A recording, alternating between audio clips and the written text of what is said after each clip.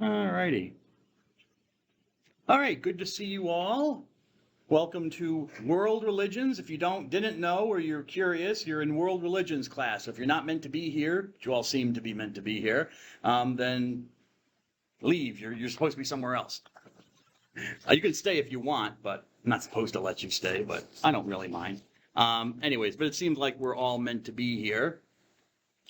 So World Religions, I am Dr. Dunn, the teacher of this course. Matt Dunn. Apparently you know where we're supposed to meet, the classroom, and you know that what days and the times. Okay, good, because you're all here. And if you want to get in touch with me, I give you my email address through the Gmercy email address. I'm an adjunct, so I don't have an office or a phone line at all, I should say. So if you want to meet with me, then email me, and we can set up an appointment. We can meet somewhere on campus. But that's the best way to email me, not through a phone or anything like that, through our email system here. Okay? All right, so world religions. It's kind of self-explanatory. This is the syllabus I'm showing you, and that's what I'm going to go over today. It's immensely boring, but it's got to be done. Because, a lot of people just don't read it. So I have to at least give you the bare bones. You've heard something about what you're required to do in this course. So I can at least say I told you what was required. I do recommend that you read the syllabus. It is longish, and that's just the nature of the beast these days because it's like a contract. Okay, when I started out, my syllabus was like 2 pages or something, but now it's like 40 some. Because you just have to spell everything out. So, because people want to know what the consequences are and what they're supposed to do. And okay, fine. So if you read the syllabus, you don't have to read necessarily everything. You can read the parts that are appropriate to you, skim the other stuff. But you should know, I don't want any surprises for anybody. So if something happens, like you get deductions on a quiz or something you weren't expecting, or you get a lower final grade because you were late a lot and you didn't read the syllabus and you weren't expecting it, that's not me. I mean, I'm not gonna think it's my fault. We'll say, did you read the syllabus? I'll ask you. You say, well, no. Well, there you go. Okay, because this is what I'm going to be using to judge you. Okay, to judge your performance in the course. Okay. Here's the course description. This is taken from the catalog. I did not write this. I don't know who wrote it. I don't even know how long ago they wrote it. But this is what they say is going to happen, more or not, and your professors are given some leeway to tweak what the description says. So, 6 major religions of the world: Hinduism, yes; Buddhism, yes; Judaism, yes; Christianity, yes; Islam, yes; and most probably not, I'm letting you know that now, the Chinese religions. And what do they mean by the Chinese religions? I mean, they're talking about Taoism, they're probably talking about Taoism, which is probably the most major representative of what are called Chinese religions. It could also mean shamanism, but shamanism is kind of common to a lot of religions, not just China. So that's a little non-specific for me, but I think I know what they're saying, but probably not, because there's just too much with all of these religions to get through in one course, to then go on to a whole bunch of other stuff. So hope, almost certainly these main ones. If I can fit in some others, I will.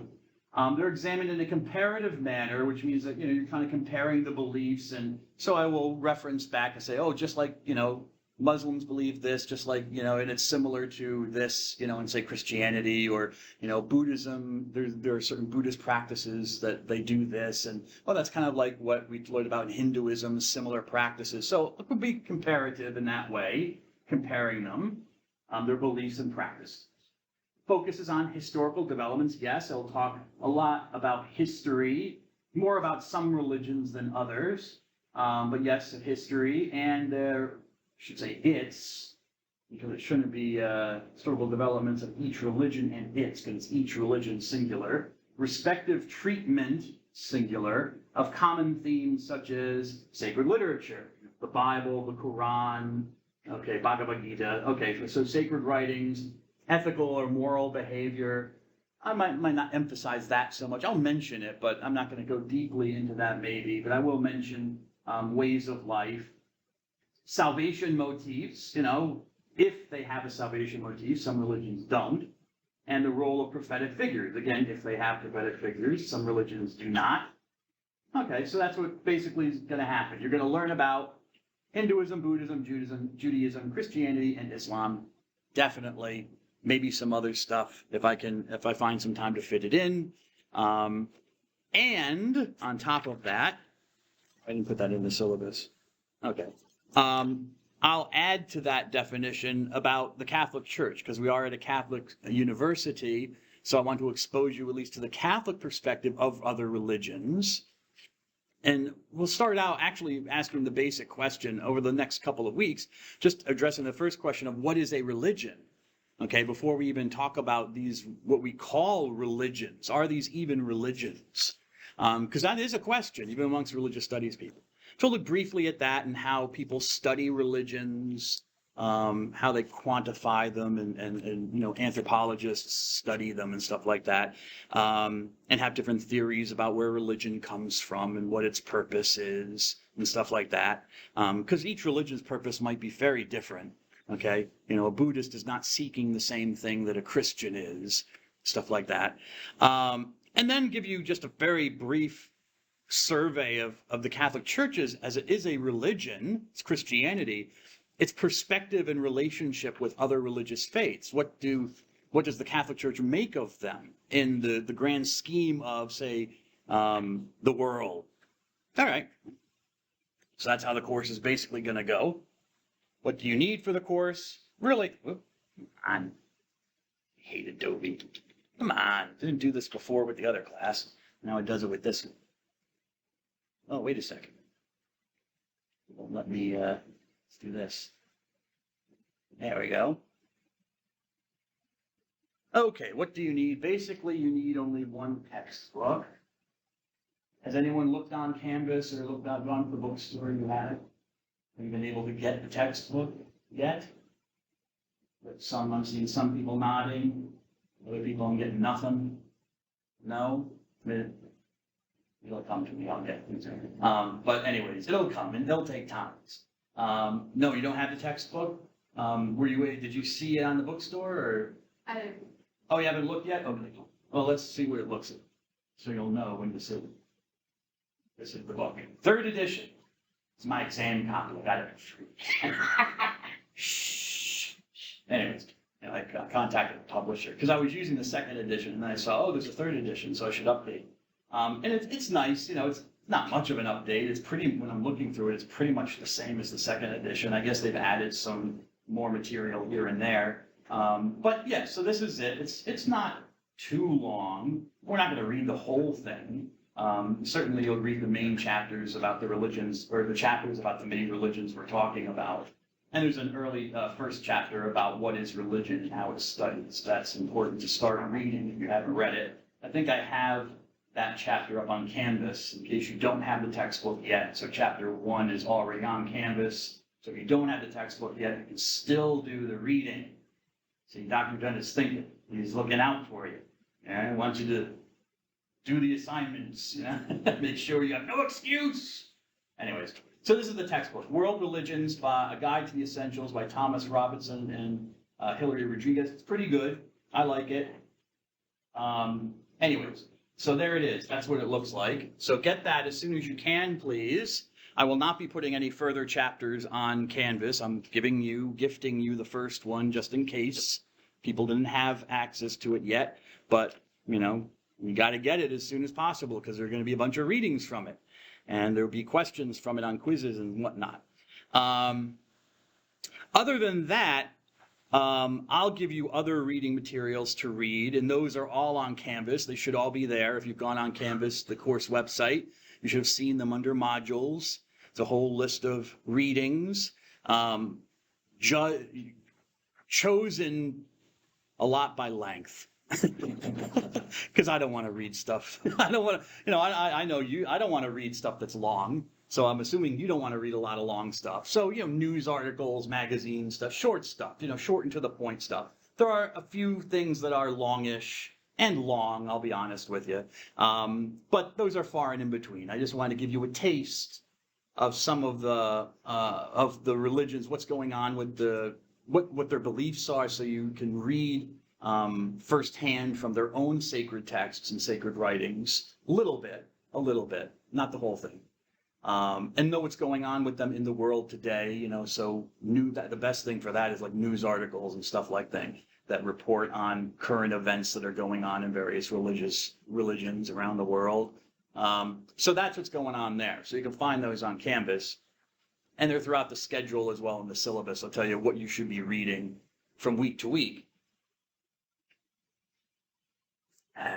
Please do that, because I will also ask you about those specific questions about the readings as well, the articles that I might have you read. So you should be aware of them. I don't think there's anything more I have to say about that. How am I grading you? This is the grade scale. I was given a grade scale when I first started here, which was from the Department of Arts and Sciences, which was a little bit different than this. I've supplemented it with the grade scale that you'll find in the catalog. So there it is. You can see it. I think it's pretty standard for the most part. So you can see what it is, and I'm sure you've seen it before. Right there with you, lady. Thank you. Keeping me humble. So that's how you'll be graded. Yeah, no, it's not goes to the bottom. It doesn't do nothing.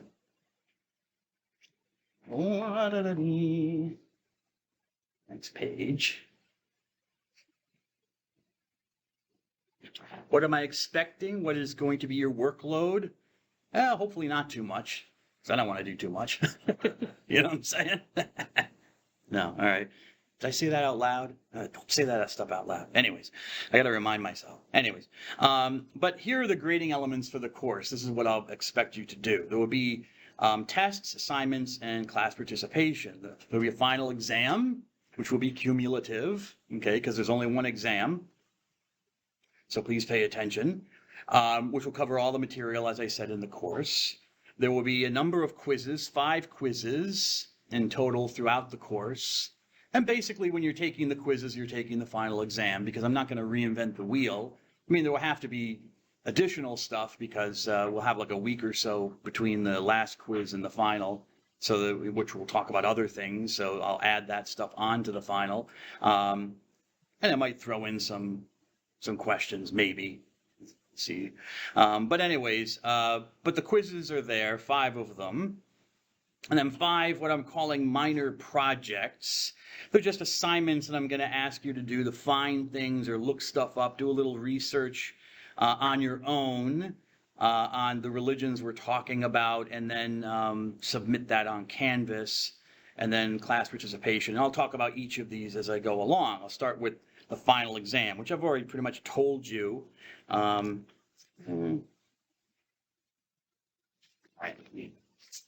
Told you about already. Before I do that, just one mentioning. I have to make things clear in the syllabus, because I want you to know. Okay, so I have to make things clear, and even crystal clear, so that students know. Obviously, there's a lot of flexibility. All right, so don't freak out if you read stuff in the syllabus or I say things. I'll stick to the syllabus, because that's our contract. You have to have some sort of stability. You have to know what's going to happen. But if I say things, I'm not trying to be a jerk, but I'm just trying to spell things out for people. Because sometimes, in the past, in my experience, issues have arisen, or people have assumed things about my role in the course that they should not have. And I just don't want you to get the wrong impression. All right? This is like your job for now, taking this course. And so you have to, and it sounds, well, it might sound obvious, but you have to do the work to get the grade that you want, all right? I'm not here to get you to the grade that you want, all right? If you want to get an A in the course, do A work. Or if you just want to pass the course and get a C, then just do your C work and vaya con Dios, my friend. But don't expect extra credit assignments or extra work that I'm going to give if it's like, a third of the way through the course and you're not doing well or something, or as well as you think you should be doing, because you haven't been getting good grades. And then now some people think that it's now my job to like lift you up. Okay, fine. And I can give extra credits if I want to help people, but I don't prefer to do that, because if I have to give an extra credit, I have to give it to everybody. That's just fair. But then it doesn't become a good indicator of what your grades actually are.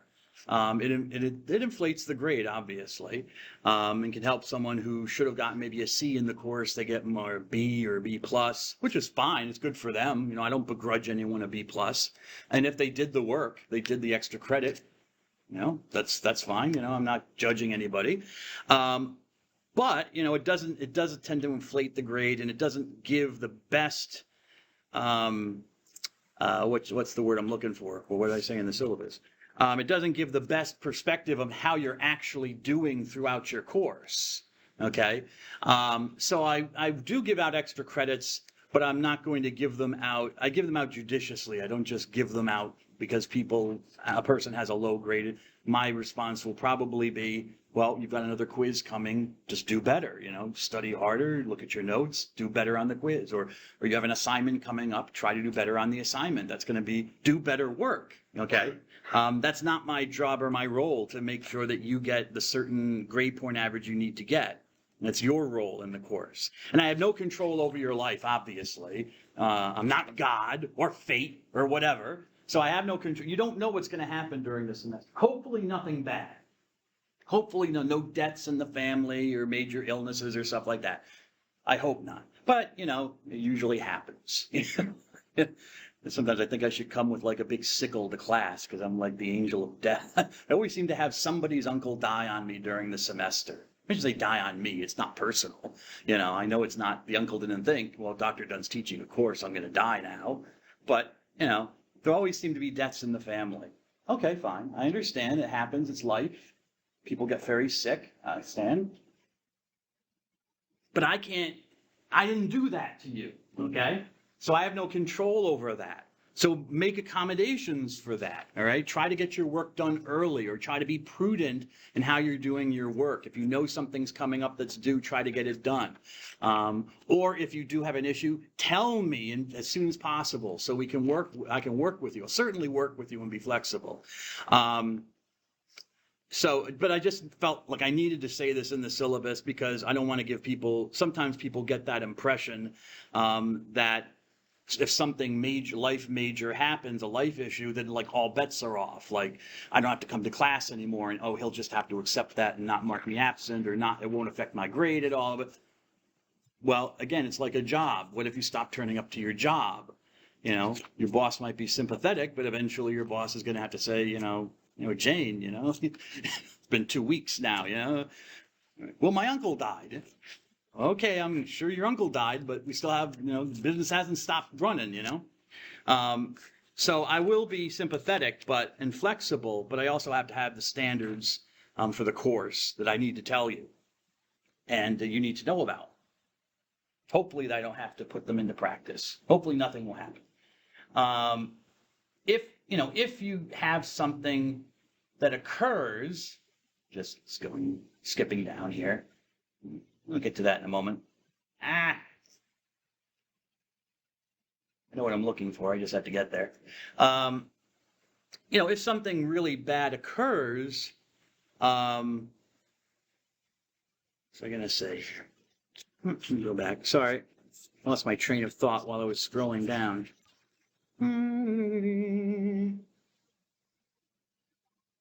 All right. Yeah, if something really bad occurs that is going to affect the course long term, and that happens, maybe there is a death in the family and the person's grieving, and just that's what the person needs to deal with and stuff like that. Then you have options. You can drop the course, you can withdraw before the course is over and take it again, and it won't negatively affect your grade point average or your mark. An incomplete or something like that. There are things that you need to talk over with your academic advisor. It may be that you need to take the course at a different time when you're in a better situation. All right. But as I said, hopefully none of that will happen. Okay, now on to the final exam. The final exam is at the end of the course.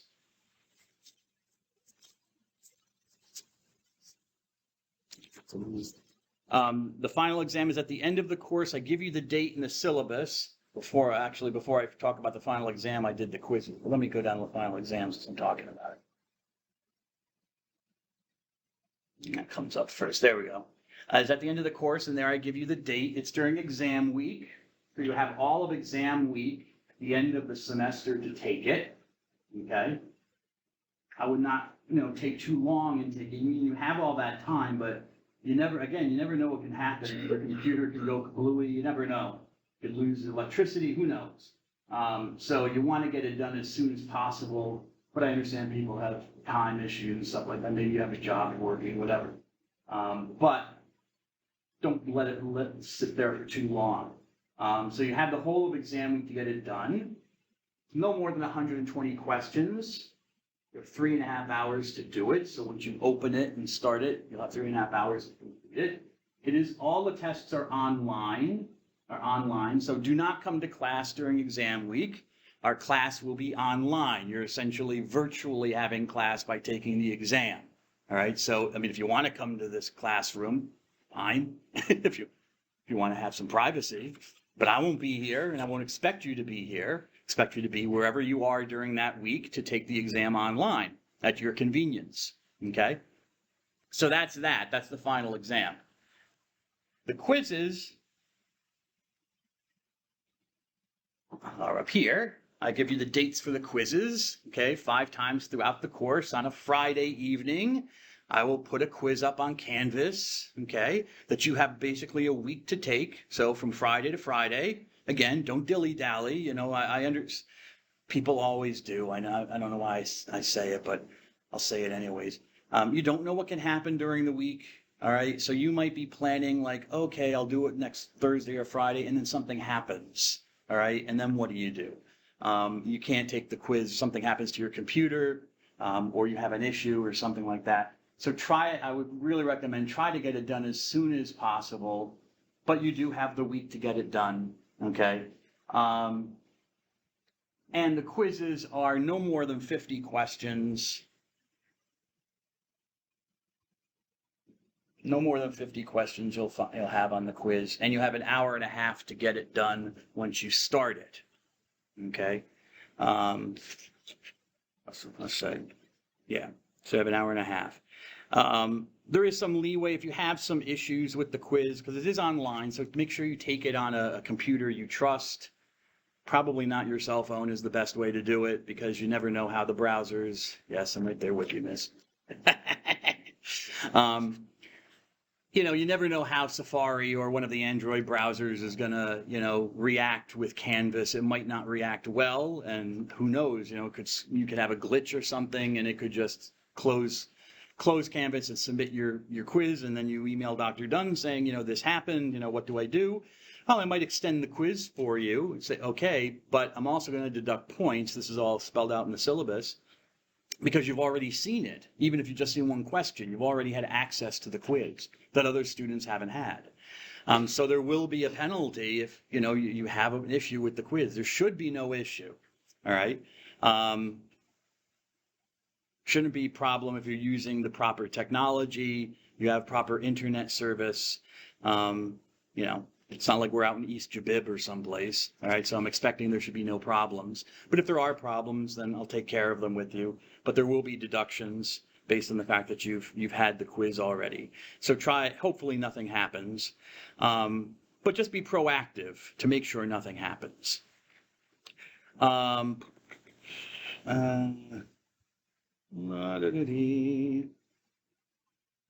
already said that. Next, I want to say, well, I guess not. Moving on, I guess I'll move on to the project then. That's pretty much all I want to say about the quizzes. Mention that. All right. Oh, that's what I want. That's what I'm forgetting to say. Yes, because I do want to warn you that at a certain point, I do have to release the answers to everybody, so you can see what you did on the quiz, what you got right, what you got wrong, so you can study for the final exam. You can look over your answers and see what you did wrong, so you don't do that again, hopefully, on the final exam. So even though I might have some leeway, I might be able to give someone a couple extra days to do the quiz late. There will be some points deductions, but at least you'll get it done and get a grade on it. At a certain point, once the answers are released, then basically my hands are tied. I'm not going to let you take the quiz because the answers are out there, So just be aware of that, all right? And again, if there are any problems. The minor projects. There are 5 of them. They are assignments, and they're pretty brief, okay? They're not huge writing assignments. Trying to get both on the same page, but I can't. They're not huge writing assignments. They're pretty brief, just questions that I'll ask you, maybe pictures that I'll show you of something, and almost like a treasure hunt, find out what this means or what this is a picture of and stuff like that. And, you can go on the internet or go to the library or do whatever you want, go to Ask the Rabbi or Ask the Imam online for the question, or do Google Lens or something and search for the picture and whatever. And answer the questions. And you'll answer, or give your answer on Canvas.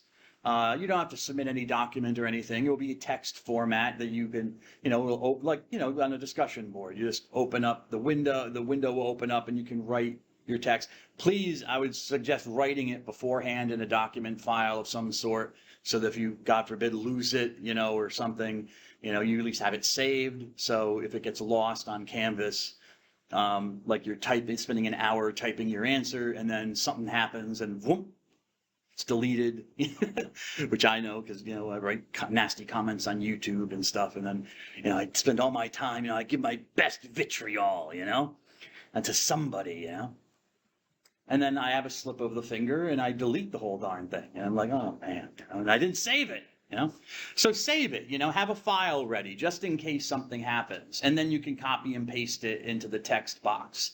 All right. And again, these are not meant to be huge. They're minor projects. They're not meant to be huge essays. Okay. But I expect you to answer the questions. And I do give you a rubric of what I'm looking for the assignment. So you can see that on Canvas. So that's a minor project. It's not a writing. Oh, actually, yeah, I give you a description of what the project entails here. The projects are already on Canvas. I don't know if you can see them yet. I think in Student View I could see them. So you might be able to see them, but not have access to them yet. So as each one becomes available, okay, you'll see the date when it will become available. Then you'll be able to see what it is, okay? And you'll have a week to do it, just like the quizzes. It'll be open on the certain day, and then you will have until the next week, or the period of the next week. So on Mondays is when I chose it. You just do it. It's what I decided to do. So by the next Monday, you'll have that time to get it done. Otherwise it'll be late. So get it done, okay? And it hopefully will not take that long and not much of an effort. And each one is 10 points. All right. Again, to reflect the fact that it's not a huge project. It's just answering some questions, telling you what things are, connecting them up to the course. Where did you have it? What else did I want to say about? Scroll down. Yeah, this is not a writing intensive course, so I shouldn't have to. And I don't want to spend a lot of time grading like spelling, grammar, and stuff like that. But it is a university level course, so I do expect that you have a certain level of understanding of how to write, okay? And that if you submit work that is full of misspellings and is sloppy and is unclear, then you're not going to get a high grade on it, or as good a grade as you think you might, okay? Even if you answer the question. So just be aware of that. So it's not a writing intensive course. I'm not going to hold you to that kind of a higher standard in that sense. But if you're submitting written work, just make sure, use your grammar check or your spell check, or break out a dictionary, go old school, and just check your spelling or your grammar yourself. But also you can use Grammarly and stuff like that if you're not, you're not sure about your grammar, just to, to kind of do a rough check of your work. Because you're submitting it to me, you're a professor, and you want it to look good, all right? You want it to look good, and it helps me read it. You don't want it to be unclear. You don't want me to be sitting there like, okay, maybe he answered the question. This seems to be an answer, but what is this? You want it solid, okay? Because you're getting a grade for it. Okay, where are we here? Now classes. So those are the 3 things. Final exam, the quizzes and the tests. the minor projects, class participation, which I still need to talk about, which I will in a second. One final thing to say about the grading elements is that you have to do at least one of each of them. Obviously, for the final exam, there's only one, so you got to do it. The quizzes, there are 5. You have to do at least one of them. If you want to blow off the other 4 and take your chances, okay, I mean, I might pester you like a mama bear saying, hey, you still got quizzes 3 and 5 to do, do you want to? No, I'm not going to do them. I'm fine with a C+. Okay, fine. Yeah. You only want to do one of the minor projects? Okay. You'll take a lower grade. That's your prerogative.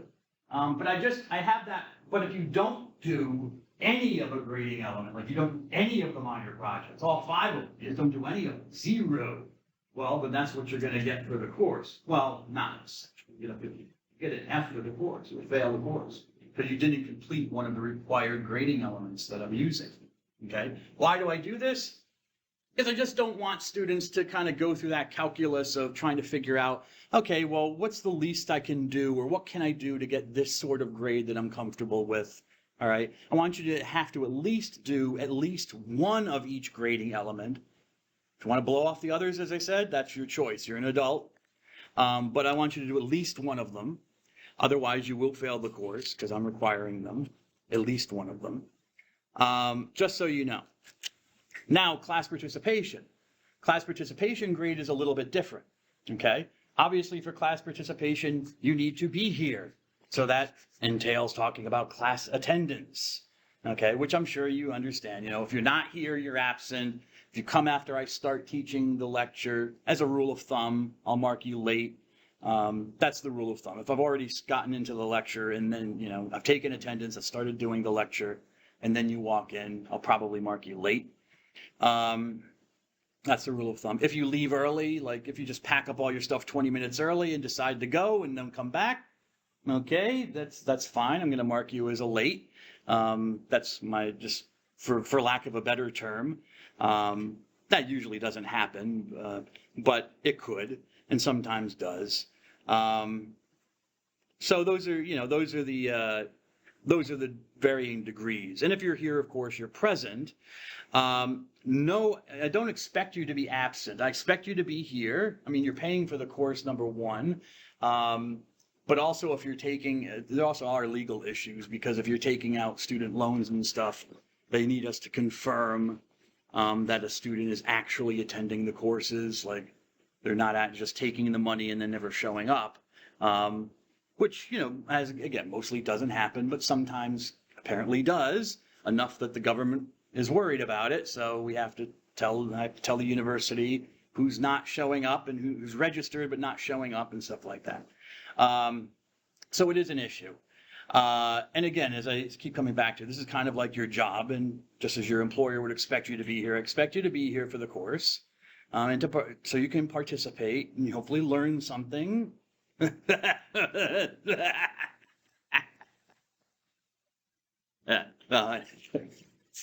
Hopefully learn something. I can impart some knowledge, and you can also impart knowledge to me. Okay, we learn together. So be here, please. No absence is excused. I just want to be crystal clear about that. I do not excuse any absence, unless I have to, and there are 4 instances where I'm required to. But in general, no, and I want to be crystal clear about that in the syllabus. That does not mean I'm not flexible about it. Hear me out first. But I want to say that because I don't want anyone to get the wrong idea, like, if I just want to take the day off or something, just send Dr. Dunn an email and say I can't come in, and then he has to excuse me. No, I don't. No, I don't. If I expect you to be here, I'm grateful that you've informed me. Just like you can, ringy-dingy your employer and say, yeah, I'm just, this happened and I'm just not coming in today. Okay, fine, But if it happens a lot, there might be consequences. So yeah, I'm happy that if you've told me, and you should tell me so I remember that, I was sick on this day or whatever, I will take that in, certainly take it into consideration at the end of the course. Probably will not count it against you. Almost certainly, okay? Because again, I'm flexible with it. I understand that stuff happens. People get sick. You have family issues, whatever. Something happens. That's fine. But I still need to be crystal clear because I don't want anyone to think they can take liberties. And the only way to do that is to be crystal clear about it and kind of be jerky about it. So you just know. So if you are absent, even if you sent me an email, you were legitimately sick, whatever happened, you're probably going to see in the attendance on Canvas that it says absent without excuse. All right. That's just the policy. But I know that, and I'll usually make also a little notation in Canvas that, medical issues, sick, or, sports activity, something like that. So I can remember, it shows that, I know what happened on this day. If I receive, of course, I've received nothing from you, like nothing at all, and you're just absent, well, then I don't know. I don't know what's going on. And, you probably will have those absences counted. But just be aware of it, because it has consequences on your class participation grade. If you're not here, you can't participate. All right. So if you are, my policy is that there are 4 absences, even though no absence is excused technically, there are 4 absences that I will not look at or count, or however you want to phrase it, in the course. So if you're absent 4 times, even if you don't send me an email, I'm not gonna count it against you. All right. If you still want to send me an email, that's great. But if Bob is absent 4 times and I had never heard anything from Bob of why he was not here, that's whatever. My policy is not counting it against. Yeah, he took his 4. And take them judiciously, please. If you need a day off, fine, take a day off. But also remember that you can get sick during the semester. Use it for serious stuff where you do have an issue. It's not just that, well, I do want a day off. And so I understand if you need a day off, that's fine. But I'm giving these 4 that I want. Beyond those, if a person is repetitive, like it's like 5 absences, 7 absences, don't get to 7 absences. But more than that, then there are deductions from your class participation, there are deductions from your final grade, okay, because you haven't been here, so both are affected. If you miss a third of the course, which amounts to 7 class meetings, that's basically a month of the course, I will not fail you. I will not pass. You will fail the course automatically. Okay? Because I'm just not for any reason. I mean, I'm even if you're sick if you're sick for more than a month, well, then there's a serious issue, and we need to talk about getting you an accommodation, a temporary accommodation from the university. But if a person is just not showing up, then that's a serious issue, and I'm not going to pass someone who misses a month of the course. That's just my policy. So just be aware of that. Okay, you don't want to miss 7 classes, or more than 7, I should say. Okay. Then I have a policy for lates. You can see that how many times if you're late to class, that can also affect deductions. I think it's 7 times. Which is not really a big issue, but sometimes it is. There are people who just constantly come late. Okay, fine. We'll ignore it for 7 times, but eventually I'm going to be start counting it. So be aware of that in the syllabus. If things can come up there. Oh, I mentioned that. Actually, I'll do that. I'm talking about this. Sorry, I'm just talking to myself. The exceptions to the class policy, obviously there have to be because, there's some things that are, serious and you just can't control. So if you do have a documented disability, okay, then yes, you need to self-identify to the university and I'll get a letter and your teachers will get a letter so that we all know that there might be an issue where you might have to be, absent from class. Like say someone, has cancer treatments they have to go to. Well, obviously, I'm not going to say, well, you can't go to your cancer treatments or I'm going to start deducting points. Of course not. I'm not a monster. Yet. Well, ask my family. Maybe I am. Anyways. But, you might need to get an accommodation just so we all know and we can say, okay, fine. That's fine. We understand what's going on. The person's not just not showing up. The person has certainly a legitimate reason and should be excused.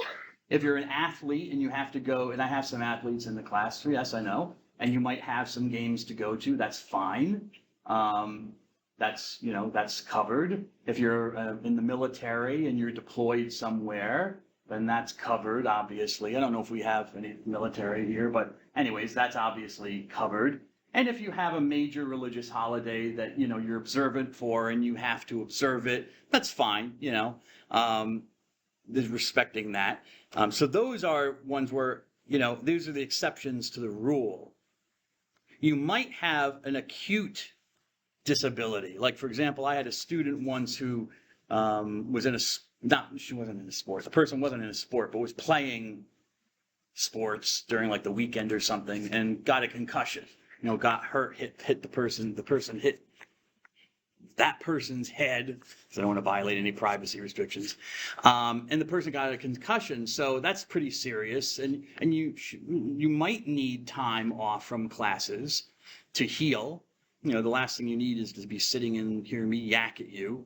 When you have a concussion, you need to heal. And in those cases, you can go to the Office of Disability Services and get a temporary accommodation for something that's an acute thing. You can get a serious illness all of a sudden. And then they give you a letter and it goes out to all your professors so we all know what's going on, rather than leaving it informal. And, because some people can worry, like, do I have to go to all my professors and tell them what's going on? No, the Office of Disability Service will tell us that. Okay, so we'll know. So that if that happens, I didn't know about that. I mean, there's nothing in the policies about it. I had to kind of figure it out for myself because it never happened to me before. So I asked the administration, what do you do in this thing? Because obviously the person needed to be absent for an extended period to heal. So what do you do? Be flexible, obviously, but it's good to have that. Sometimes just have that confirmation and that peace of mind. Okay, I'm covered. All my classes, they know what's going on. So I can just focus on healing and, of course, I was getting the work done, hopefully, too. Anyways, yeah. So that situation was.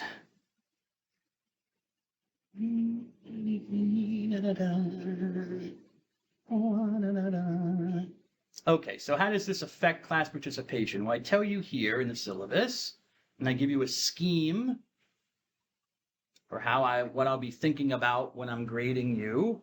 Okay, class participation obviously includes partially being here, but when you're here, it means asking questions, taking notes, doing readings on the board if I ask, hopefully, just to save my voice from talking all the time. Just normal stuff like that, okay? Engaging with the class. If you just want to sit here for the semester, that's fine. You shouldn't expect to get up very high. If you just sat there, basically did nothing, you shouldn't expect to get a rather high class participation grade.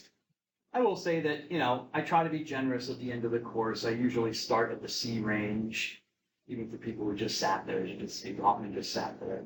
Okay, you have to do really nothing to get lower than that, or be late all the time, or whatever, absent, stuff like that. But yes, so you can see what I'm looking for in these various ranges. Okay, so there's no surprises. Again, if say you're adults, if you want to sit there, that's your decision. I will still ask questions. I mean, I once I get your names with a face with a name, I'll call out questions to people. If you want to answer them, that's great. Not, that's fine. But that's also, so I'll try and also force a little class participation, which is to your benefit, because, I'll mark it down to class participation, whether you wanted to or not. Dr. Dunn was coming for you. Active ignoring, that's it. Here again. Then there is active ignoring. Okay, if you just want to sit there, that's fine. Veg out, whatever. But, if you're going to be on your cell phone, I see the thumbs going a mile a minute, which is easy to see no matter where you are in the classroom. I can see you when I'm not wearing my eyeglasses. Probably won't say anything. I oftentimes don't. So this is your only warning, and it's in the syllabus too, as your only warning, that even if I don't say anything, if you do it enough, I might mark you down as just actively ignoring me. You're beyond not participating. You're just showing disrespect in a way to the class, to me, by doing other work for another class. You think, I'll kill two birds with one stone. He's talking about religion anyways. I don't care. All those fairy tales. Yes. Anyways, so, I'll work on my, I don't know, my radiology class or something, look at x-rays and things and that, because we have a test next. That's fine. You can make that decision. But if I notice that you're doing it, or you're playing casino on your computer, or watching someone play tennis with his cat, doing an experiment with Pepsi and Mentos, that's on the internet. If that happens, and I mean, once or twice, I probably won't do anything. But if it happens enough, I might mark someone down for active ignoring. I'm not going to police the room. I'm not a cop, but that's not my job here. It's if I look for it. And I'm not trying to look for it. I do walk around the room, but that's just because, I'm obsessive compulsive and I walk around. I'm not trying to catch anybody. But if I do see someone, okay, fine. But just be aware of that. Please pay attention, no matter how boring it is. And it can get pretty much the depths of boring sometimes. I admit that. Like now for me. But this is just one of those things like plunging the toilet. Sometimes you just got to do it. You want to move on. So let's move on. So active ignoring, that seriously will affect your class participation grade. I think I have it drops it immediately by 1 grade total. So if you have like an A, it immediately starts you at a B and stuff like that.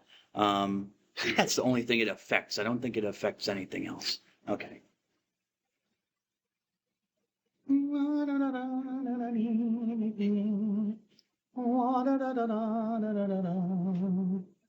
Okay, the schedule for the course. Really talk about due dates and lateness for paper, but it's in there. Read that. The schedule for the course. You have a schedule for the course that you can see. For today, we're talking about the syllabus, and I'm letting you know the obligations of the course. On Thursday, we'll start out with a definition of religion, okay, for which there is no reading. Yay! But that doesn't mean that you can't, do it preemptively, and do the reading for chapter 1 of World Religions, which is about what is religion and how is religion studied. Okay, and then I'll just give one class on a very brief introduction to religious studies in general, because it is a field of study. Okay, you don't need to be religious to study religions. They are an artifact of human behavior and culture, and so there are people who do study religion. Then, as I said, I talk about the Catholic Church and other religions, from which there are some readings from the Bible and stuff like that, which you can find online. I don't require you to buy a Bible or something like that, or any religious kind of text. Those are all, if you go on Canvas and you go under modules, there's a link, okay, to various things. There's a link to the Bible, a website with the Bible on it. There's a link to a site with the various chapters of the Quran. There's a link to, so, you don't have to go looking for those things. They're right on Canvas. And they're pretty easy to work out. I mean, if I say, read something from the Bible, from the book of such and such, say the book of Judges, chapter 3, verse 20 to 24, just off the top of my head.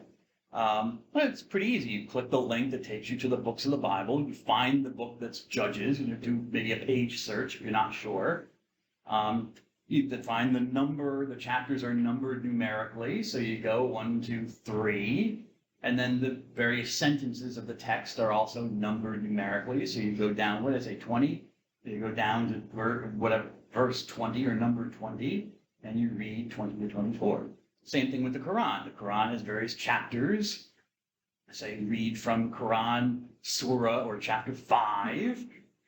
On the link for the Quran that takes you to the page, you find where it says Surah or chapter 5, 1, 2, chapter 5. And they say then read verses, I could say read the whole chapter, or I could say just read verses, 100 to 130. All right, you scroll all the way down to verse 100 and you read to 130. Okay, it's pretty simple. Okay, if you're not sure, you can always email me and ask me, how do I do this? But it's relatively simply set up for you to find the reading, okay?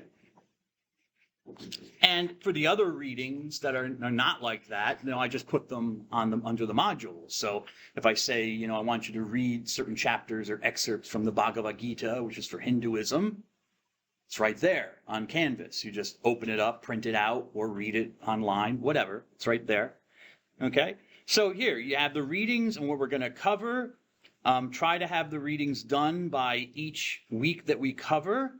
Okay? And every reading, for the most part, well, I should say, yeah, every reading you can find on Canvas. So you don't have to go out buying a book, except for, the readings from the textbook. All right? Those you're going to have to keep me humble. Thank you. That you will have to go, you have to have the textbook for that.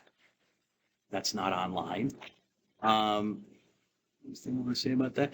Yeah, so we'll talk about the main religions after we talk about the Catholic Church. Then we'll get into Hinduism. That'll bring us into, yes, the month of February.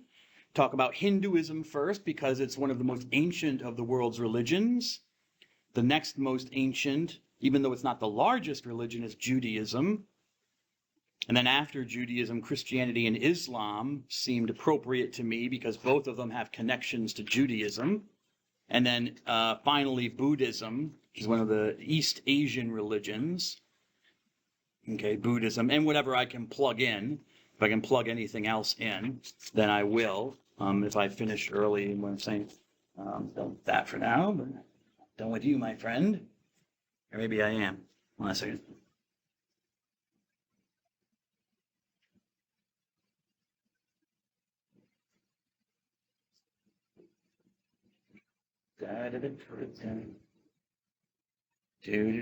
What's this? Academic. Okay, fine. Yeah, as I said, most of the readings, or I really should say all of the readings, have been taken with the mind that they should be pretty short for you to read, not too long. But I'm not, as I said, I'm not going to lie to you. There are some that are longish. Some of the surahs or the chapters from the Quran, the early ones are quite long. Okay, so just a warning. And I think the Bhagavad Gita is longish. It's not too long. It's just a few chapters, maybe 4 chapters, but they're short chapters, and stuff like that. So just be aware of that. Okay, but I did try to keep them short. Are you? Oh, you're playing with your hair. I didn't know if you were raising your hand or playing with your hair, miss. Okay. Okay, I don't got academic integrity as plagiarism and cheating. Don't cheat and don't plagiarize. Don't use other people's work, but I don't know if that's really a concern with our minor projects. You could plagiarize, but it's not like it's a paper or an essay where I'd be more concerned about that, but it is there. Class cancellation, obviously there are two ways that class, I should say obviously, there are 2 ways that class can be canceled. The university cancels it. It's a snow day or something, then obviously I'm not going to be here, and nor should you if the university is closed. And if there is a cancellation, we still have to meet for class. So I'll do what I'm doing now. I record my lectures, so I'll record a lecture and put it up on YouTube and send the link to you, so you can have the lecture. We can still meet virtually. You'll still have the readings to do, so you'll still have work to do. Okay, and so we've fulfilled our credit hour standard. So that's if the university is closed. It also includes if I have to cancel class, which hopefully I won't, but I'm traveling from a long way, so you never know what traffic can be. There could be a pile up on Route 202, and there's just no way I'm going to get here in time, and I can't contact any of you, because I'm in the car. So that might happen, and I might just have to. All right, it's the Lord saying, "Tie it up, Mr." But yeah, I will tie it up. So, in that case, then as soon as possible, I'll contact the university, I'll contact you to let you know that the class is canceled. If I am not here, if the class starts, as you know, at 12:30, if I am not here within the first 20 minutes, you may go. You can assume that something happened and I'm just not the class is canceled, all right? The first 20 minutes. I want to be clear about that. That's in the syllabus. Don't want there to be any confusion about that. 20 minutes. Give me 20 minutes to get here. If I can't get here in 20 minutes for whatever reason, then you can assume that the class is canceled. And then again, what I just told you will obtain. I'll have to make a video and I'll put it out there for you or whatever. Because I don't know what might happen. Because it might be that there's no snow here, but there's snow up in northern New Jersey where I am. Or as I said, you never know. A dump truck could overturn on the road, and the road is all closed. You don't know. Now, as you know, so some of you might be coming from Philly or fighting your way here in rush hour, early morning rush hour traffic, and you know. So just that's the only reason, that's another reason it would be canceled. I think that that's pretty much all I want to say. Let me just check. Yeah, I mentioned the 20 minutes. That's there. Okay, yeah, just read the, oh yes, one final thing. Yes, you can have, some of you have computers. Computers are fine. You're adults. I'm assuming that you are using them for work on this course. I mentioned active ignoring already. So that's it. You know, it's a tool for you to use. Okay, I'm not going to police the classroom again because I assume that you're adults and you have enough, you know enough what you need to do or what you're supposed to be doing. If you don't want to do it, again, that's your choice. But yeah, so that's my policy on computers. I guess that's it. I would really recommend that you do read the syllabus. It is on Canvas as well, so you can read it there. I sent you a copy. You know, if there's something there's a lot of stuff I did not cover today. I covered what I think are the essentials. So if you don't want any surprises, read the syllabus. But if you come and ask me about things that are in the syllabus, it's clear you haven't read it because you don't know the answer and it's covered explicitly. I'm going to tell you, read the syllabus. Okay? So have a good day. God bless you all. I'll see you on Thursday.